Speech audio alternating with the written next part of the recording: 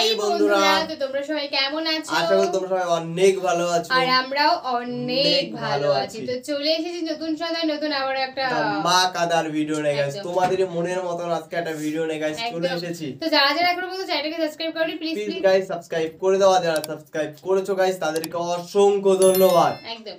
তো সবাই জানাও যে তোমাদের ওখানে গরমটা ঠিক কেমন পড়েছে। মানে আমাদের এখানে এত পরিমাণে, আমি হাতা লম্বা একটু জামা পরেছি, মানে এইটুকুনি সামান্য ভাবো তোমরা, আমি গরমে পুরো ঘেমে জল হয়ে যাচ্ছে, মানে ভীষণ ক্রিটিক্যাল। তার মানে বুঝতে পারছো কতটা গরম পড়েছে, এইটুকুনি হাতা জামা আমি পরে থাকতে পারছি না। অবশ্যই তো তোমরা অবশ্যই জানাও তোমাদের ওখানে কেমন গরম পড়েছে। তো গাইস থাম্বনেল দেখে তোমরা বুঝতে পেরেছো যে আজকে কার ভিডিও হতে চলেছে। তো কি নিয়ে, কার ভিডিও থেকে বড় কথা কি নিয়ে, অবশ্যই কি টপিক হতে চলেছে আজকে, ধারণার বাইরে অমাইক লেভেলের একটা টপিক হতে চলেছে।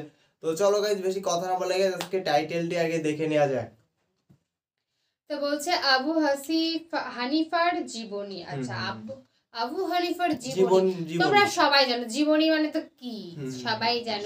এইগুলো শুনতে বা পড়তে ভীষণ কিন্তু ভালো লাগে, ভীষণ। আর সেগুলো আজকে আমরা শুনবো, প্লাস ভিডিওগুলো দেখবো, তারপরে বুঝতে পারছি কতটা ভালো হবে।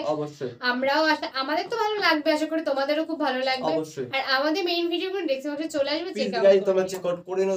চলো গাইস বেশি কথা না বলে আজকের ভিডিওটি শুরু করা যাক। ইরাকে এক নাস্তিকের জন্ম হয়েছিল, মাজুসি নাস্তিক মুলহিদ।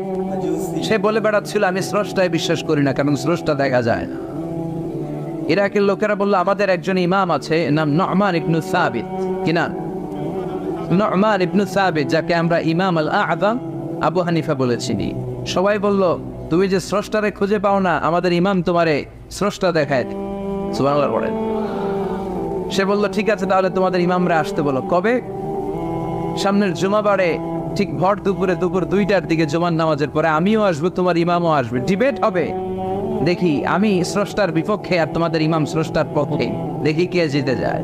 এই ডিবেট দেখার জন্য হাজার হাজার মানুষ এসেছে ইরাকের কুফা নগরীতে, হাজার হাজার মানুষ এসেছে। ওই নাস্তিকও এসেছে যে আল্লাহকে বিশ্বাস করেন, স্রষ্টাকে বিশ্বাস করেন, সবাই এসেছে। আসে না শুধু ইমাম আবু হানিফা। নাস্তিক তগো ইমাম ডরাইছে, কি বলে তোদের ইমাম ভয় পেয়েছে। উনি এসেছেন 1.5-2 ঘন্টা দেরি করে।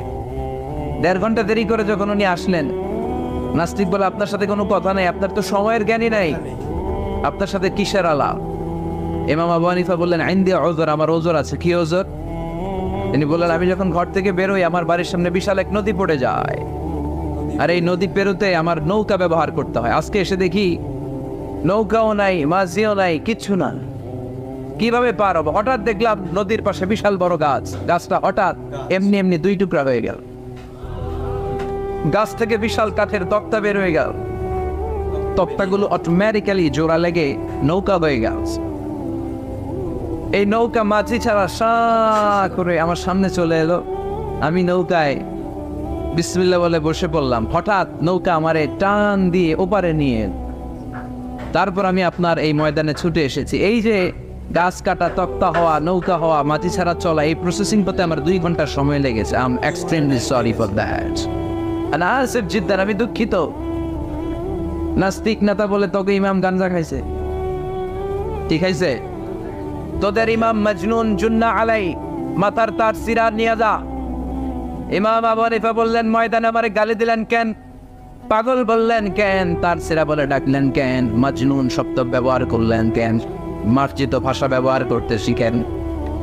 নাস্তিক বলে কেমন কথা আপনি বলেন? শিক্ষিত মানুষ, দার্শনিক মানুষ, জ্ঞানী মানুষ, ইমাম মানুষ, কোন মানুষ ছাড়া, করাত ছাড়া বিশাল বড় বড় গাছ কাটা যায় নাকি? মিস্ত্রি ছাড়া তক্তা বানানো যায় নাকি? মিস্ত্রি ছাড়া তক্তা জোড়া লাগিয়ে এমনি এমনি নৌকা হয় নাকি? মাছি ছাড়া পানিতে নৌকা চলে নাকি? ইমাম আবু হানিফা বললেন now you on the right track. এই তো লাইনে আসছেন, এই লাইনে আনার জন্য তো এত গল্প, লাইনে আনার জন্যই তো এত স্টোরি আমি মেক করলাম। আপনার কথা থেকেই যদি ধরি, করাত ছাড়া গাছ কাটা যায় না, এমনি এমনি তক্তা হয় না, এমনি এমনি নৌকা হয় না, মাঝি ছাড়া নৌকা এমনি এমনি চলে না, তাহলে আকাশ কেমন করে এমনি এমনি হলো?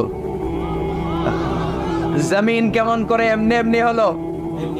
দ্বীপ্রহরের জলজলে সূর্যটা কেমন করে কিরণ দিল এমনি এমনি? আল্লাহু আকবার। কেমন করে নবমণ্ডল সৃষ্টি হলো, কেমন করে দিন শেষে রাত্রি আসে, রাত্রি শেষে দিন আসে।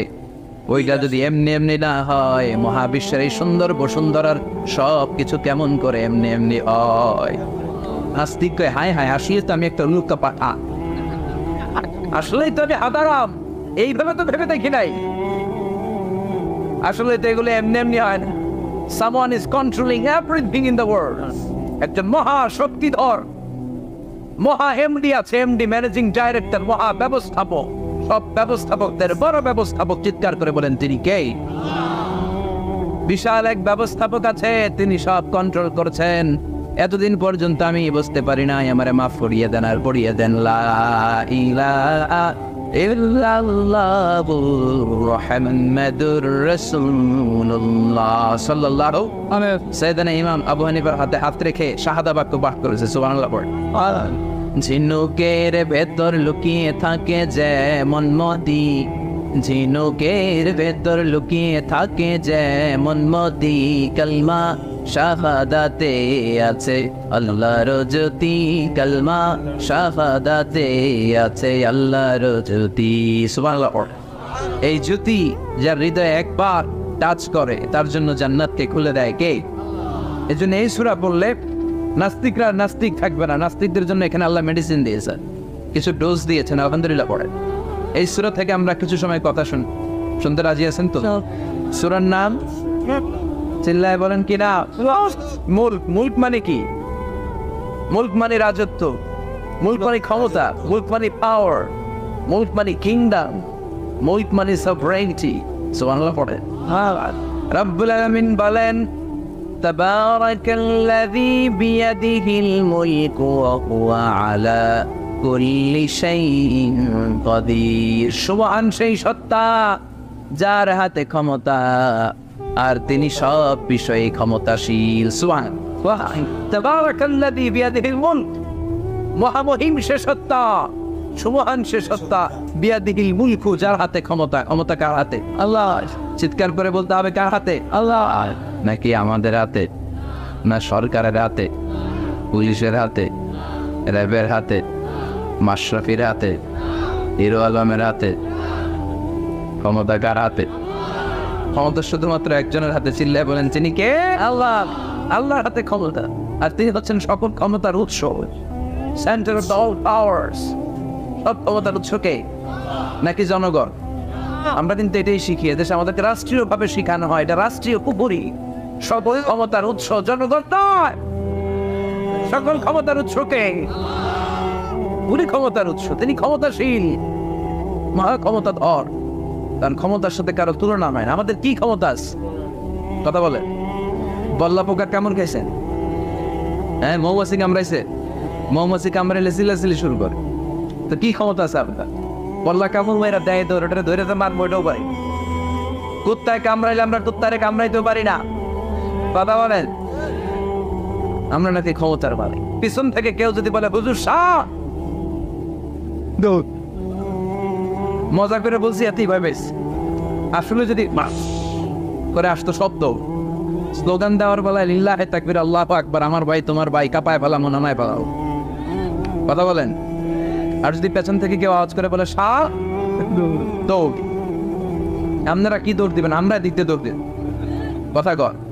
চাচা আপনরা জীবন বাঁচানোর জন্য ভয়ে পাগল। সাপ লাগবে না, বাবা ভেঙছিলেন মাইথার দিয়ে নাই বোধ হয়, আছে আছে। কি করে? খালি লাফায়। 10টা বাবা ব্যাং যদি ছেড়ে দেওয়া হয় স্টেজে 2টা আর বাকি 8টা এদিকে, বাবা ব্যাং আর কি লাভ দিবি? এর সে লাফালাফি শুরু করবো আমরা।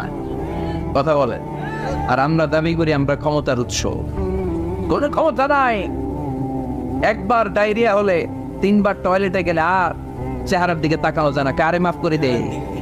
আই মরে যাইও, আই হাইতান না, আছে না নাই? তো পারবেন না কেন? আপনার ক্ষমতার উৎস, আপনি না ক্ষমতার উৎস। আরে আপনার তো কোনোই ক্ষমতা নাই। খুলিকাল ইনসানু দাঈফা, মানুষকে দুর্বল থেকে দুর্বল করে তৈরি করেছে কে? এজন্য রব্বুল আলামিন বলেন তাবারাকাল্লাযী বিয়াদিহিল মুলকু ওয়া হুয়া আলা কুল্লি শাইইন কাদির। সুমহান সেই সত্তা যার হাতে ক্ষমতা। চিল্লায় বলেন ক্ষমতা কার হাতে? আল্লাহ। আমাদের হাতে কোনো ক্ষমতা নাই, আমরা হলাম দুর্বল। আমরা কি দুর্বল? দুর্বলের ঘরে দুর্বল। আমরা যখন জন্মেছিলাম দুর্বল। আমার ছোট্ট একটা মেয়ে আছে, আমি অবাক হয়ে থাকি যে আমিও তাইলে ছোটবেলায় এরকম ছিলাম, না খাওয়ালে খেতে পারে না, পেশাব পায়খানা করে, ঘর নষ্ট করে, বমি করে, দাঁড়াতে পারে না, শুইতে পারে না, লালা পড়তে থাকে, ক্লিন করতে হয়, সব সময় তাকে সার্ভ করতে হয়। কি দুর্বল ছিলাম আমরা। ওই দুর্বলতা থেকে যৌবনের সাময়িক একটা সময় পাই রক্ত গরম। এরকম রক্ত গরম তোমার আগে ছিল না। আগে তুমি দুর্বল ছিলা। তুমি শুধু দুর্বল না, তুমি দুর্বলের ঘরের দুর্বল। আমাদের 14 পুরুষ দুর্বল, চিল্লায় বলেন ঠিক কিনা? কি ক্ষমতা আমাদের? দুর্বল হয়ে দুনিয়ায় জন্মালাম, সাময়িক কিছু সময়ের জন্য যৌবনের শক্তি পেলাম, আবার ওইটার পরে আবার দুর্বল হয়ে গেল। রং ধরা যৌবন জং ধরে শেষ, আবার লাঠি নিয়ে হাঁটা লাগে, কোমরে ব্যথা, মাজায় ব্যথা, আবার পুজো হয়ে যায়। কি ক্ষমতা আছে আমার? কি ক্ষমতা আছে? একটু ভূমিকম্প হলে কাঁপাকাঁপি শুরু হয়ে যা, ঠিক কিনা? ভূমিকম্প হলে বাঁচার জন্য সব দেয় দৌড়। টেলিভিশনের কিছু লাইভ প্রোগ্রাম দেখলাম, উপস্থাপক দৌড়, অতিথিও দৌড়। দেখেন নাই? লাইভ ব্রডকাস্টিং হচ্ছিল, যে সরাসরি সম্প্রচার। যখন দেখা যাচ্ছে চেয়ার কাঁপতেছে, উপস্থাপক দৌড়, আর মেহমানরা বসে আছে মাইক নিয়ে। কিছুক্ষণ পরে আরো কাঁপাকাঁপি বেড়ে গেল, মেহমানও দৌড়। কথা কর।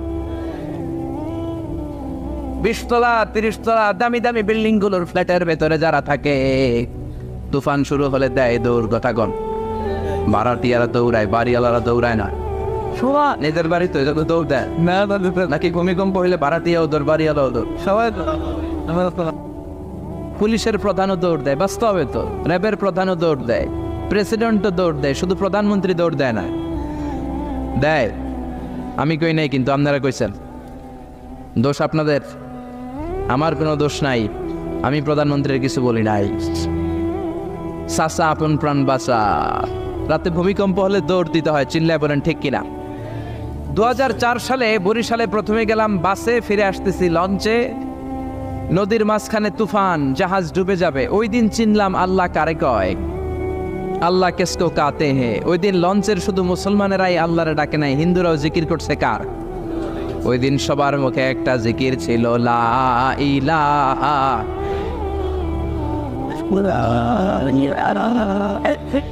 লা ইলাহা ইল্লাল্লাহু মুহাম্মাদুর রাসূলুল্লাহ। লঞ্চের সবাই সেদিন চিৎকার দিয়ে বলছে বাঁচাও। আমি বললাম কে বাঁচাবে? কই হুজুর আপনি বাঁচাবেন।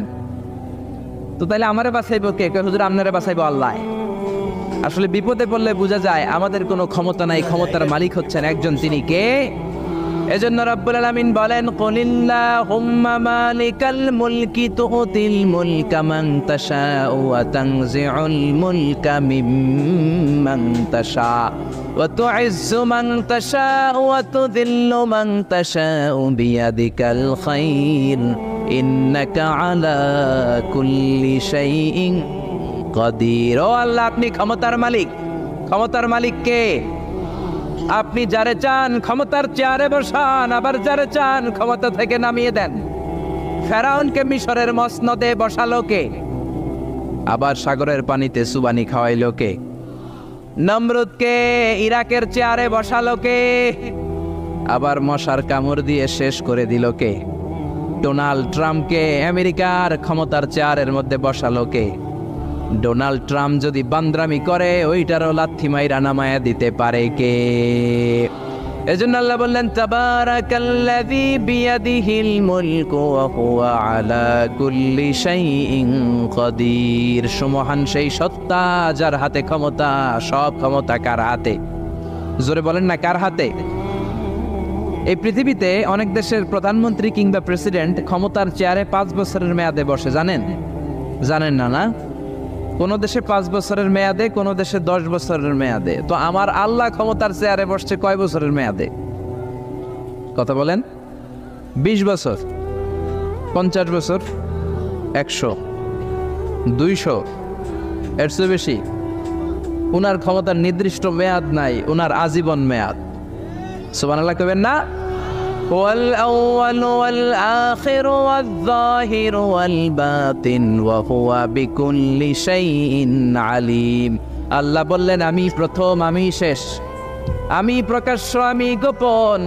অনাদিকাল থেকে আমি আল্লাহ ক্ষমতার চেয়ারে বসা, অনন্তকাল পর্যন্ত থাকবো। ঠিক কি না? 5 বছর 10 বছরের মেয়াদে আল্লাহ ক্ষমতার চেয়ারে বসে নাই। আল্লাহর ক্ষমতার মেয়াদ হচ্ছে আজীবন মেয়াদ। চিল্লায় বলেন ঠিক কি না? বুঝে শুনে উত্তর দিবেন। পৃথিবীর অনেক দেশে ক্ষমতায় যেতে হলে ডেমোক্রেটিক সিস্টেমে ক্ষমতায় যেতে হয়, মানে ভোটে জিতে। তো আল্লাহ তো ভোটে জিতে ক্ষমতায় আসছে, তাই না? ভোট ছাড়া, হ্যাঁ, এমনি এমনি চলে আসছে। আবার পৃথিবীর অনেক দেশে ডিক্টেটরশিপ সিস্টেমে, মানে স্বৈরাচারী পদ্ধতিতে, জোর যার মুল্লুক তার, ওই সিস্টেমে ক্ষমতায় বসে। আল্লাহ তো এই সিস্টেমে আসছে না। আচ্ছা, আবার অনেক দেশে আছে মোনার্কি সিস্টেম, রাজতন্ত্র, বাবা রাজা, তার ছেলেও রাজা। তো আল্লাহর বাবা ছিল রাজা, এই জন্য আল্লাহও রাজা। বিষয়টা কেমন? আল্লাহ বললেন খবরদার, আমার ক্ষমতার সাথে তোদের ক্ষমতা মিলাবি না। قل هو الله أحد الله الصمد لم يلد ولم يولد ولم يكن له كفوا أحد لم يلد ولم يولد। আমি কাউরে জন্ম দেই নাই, আবার আমি কারো কাছ থেকে জন্ম নেই নাই, উত্তরাধিকার সূত্রে কারো কাছ থেকে ক্ষমতা পাই নাই। বিশ্বের শুরুতে, মহাবিশ্বের শুরু থেকে যে ক্ষমতার চেয়ারে আমি আল্লাহ বসে আছি, আমি আল্লাহ এই ক্ষমতার চেয়ারে শেষ পর্যন্ত থাকবো। চিল্লায় বলেন ঠিক কি না? আমাদের ক্ষমতার সাথে ওনার ক্ষমতার কোনো মিল নাই। আবার পৃথিবীর অনেক দেশে দেখবেন ক্ষমতায় যেতে হলে কোয়ালিশন করা লাগে। বাংলাদেশে এটা বলে জোট করা লাগে। কি করা লাগে? জোটের রাজনীতি বাংলাদেশে আছে না নাই? কথা বলেন, কথা কয় না, মনে কিছু বুঝেই না। জোটের রাজনীতি আছে না নাই? জোট যার বেশি ক্ষমতা তার বেশি, ঠিক কি না? প্রথমে শুরু হইল 4 দলীয় জোট, তারপর 14 দলীয়, তারপর 18 দলীয়, এরপর 20 দলীয়, এরপর মহাজোট, এবার হবে মহাজোট। তো আল্লাহ তো জোট করে ক্ষমতায় আসছে। আল্লাহর জোট করা লাগছে, কোয়ালিশন করা লাগছে। আল্লাহ বললেন খবরদার, ওয়ালাম ইয়াকুল্লাহু শারীকুম ফিল মুলকি ওয়া কাব্বিরহু তাকবীরা। আমার ক্ষমতায় কোনো অংশীদার দল নাই, আমার ক্ষমতার মধ্যে কোনো শরিক দল নাই, আমার কোনো জোট নাই, আমার কোনো কোয়ালিশন নাই। আমি একাই ক্ষমতার মালিক, আমার ক্ষমতায় ভাগ বসানোর মতো কেউ নাই। জোরে কোন ঠিক কি না? আবার দেখবেন পৃথিবীর অনেক দেশে আন্দোলনের মাধ্যমে ক্ষমতার চেয়ার থেকে নামানো যায়। যিনি প্রেসিডেন্ট, একটা আন্দোলন করলে ক্ষমতা থেকে নামানো যায়, এরকম আছে না নাই? গণ অভ্যুত্থান করতে পারলে, আন্দোলন করতে পারলে ক্ষমতা থেকে নেমে যায়। আমি যখন মিশরে পড়াশোনা করি, মিশরের প্রেসিডেন্ট ছিল হোসনি মুবারক। মিশরে একটা আন্দোলন হলো, ওই আন্দোলনের ঠেলায় হোসনি মুবারক ক্ষমতা ছেড়ে দিতে বাধ্য হলো। তো আমরাও যদি পৃথিবীর সবাই মিলে আল্লাহর বিরুদ্ধে আন্দোলন করি, আল্লাহ ক্ষমতা ছেড়ে দিতে বাধ্য। বুঝে শুনে উত্তর দিয়েন। পৃথিবীর সবাই মিলে চাইলেও আল্লাহ ক্ষমতা থেকে নামবে না। আচ্ছা, যত জিন আছে মহাবিশ্বে, সব জিনেরা যদি বলে আমরাও একাত্মতা ঘোষণা করলাম, আমরাও আল্লাহরে মানি না, মানুষ জিন ভাই ভাই, আল্লাহর আর রক্ষা নাই, তাইলে তো আল্লাহ ক্ষমতা ছেড়ে দিবে, তাই না? ছেড়ে দিবে। আবার ফেরেশতারাও যদি বলে আমরাও মানি না, মানুষ জিন ফেরেশতা 3 দলীয় জোট। কয় দলীয়? কথা বলেন। মানুষ জিন ফেরেশতা 3 দলীয় জোট করে যদি আল্লাহর ব্যাপারে বিদ্রোহ করি, তাহলে আল্লাহর ক্ষমতা শেষ নাকি? আল্লাহর ক্ষমতা শেষ? আল্লাহ বললেন ওয়া আন্নাকুম গায়রু মুজিজিল্লাহ।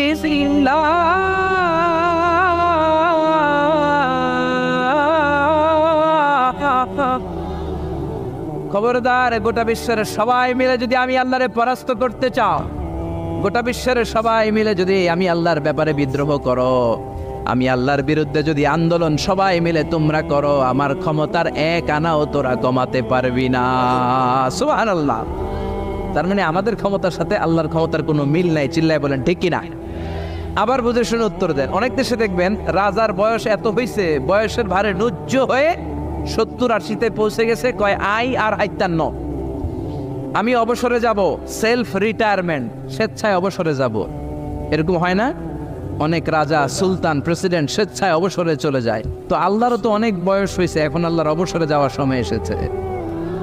বয়স হয় নাই, এত বছর উনি ক্ষমতা চালায়, এখনো বয়স হয় নাই। উনি ক্লান্ত হয় না?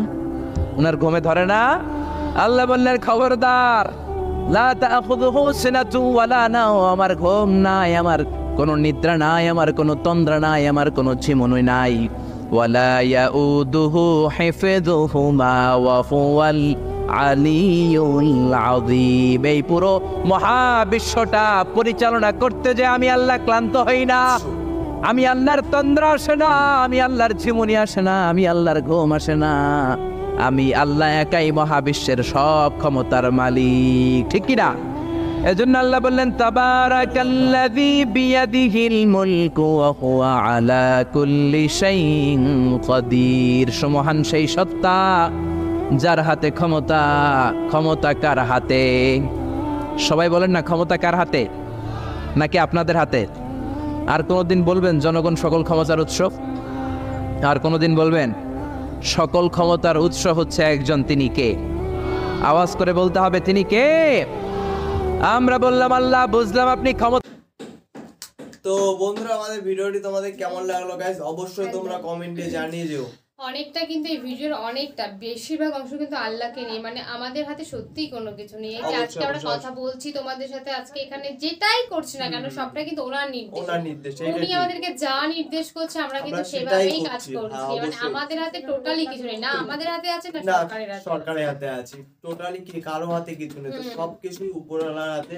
একদম, শুধু উপরওয়ালাকে একটু মানতে হবে। তোমরা সবাই মানো, তোমরা আমরা হয়তো কাজ করো, ভালো কাজ করো, ভালো সৎ পথে চলো, ঠিকঠাক করে নামাজ পড়ো। আমরা হয়তো বা কেউ 5 বছর 20 বছর, কেউ সামথিং 50 বছর হাইয়েস্ট আমি বললাম, মানে বাঁচবো বা কিছু করব বা আমাদের মানে সেই অনুযায়ী আমরা কাজ করব। কিন্তু আমাদের আল্লাহ কিন্তু মানে কোনো নির্দিষ্ট কোনো সময় নেই যে এই সময় পর্যন্ত থাকবে, মানে তিনি অফুরন্ত সময় থাকবেন। অবশ্যই মানে থাকতে চান কি, মানে তিনি অফুরন্ত সময়ের জন্য আছে। মানে একটা কথা বলবো, আমাদের ভিডিওটি কেমন লাগলো, যদি ভালো লাগে অবশ্যই লাইক কমেন্ট শেয়ার অবশ্যই করো। আর যারা গাইস আমাদের চ্যানেলে প্রথম ভিজিট করতে প্লিজ প্লিজ প্লিজ গাইস তারা আমাদের চ্যানেলটাকে সাবস্ক্রাইব করে দিও। আমাদের ভিডিওগুলো তোমাদের ঠিক কেমন লাগে, আমাদের দুজনকে তোমাদের ঠিক কেমন লাগে অবশ্যই আমাদের কমেন্ট সেকশনে জানিও। তো চলো গাইস, নতুন কোনো ধামাকাদার ভিডিও দেখে তোমাদের সাথে আবার দেখা হবে। আজকের মতন এখানেই টাটা।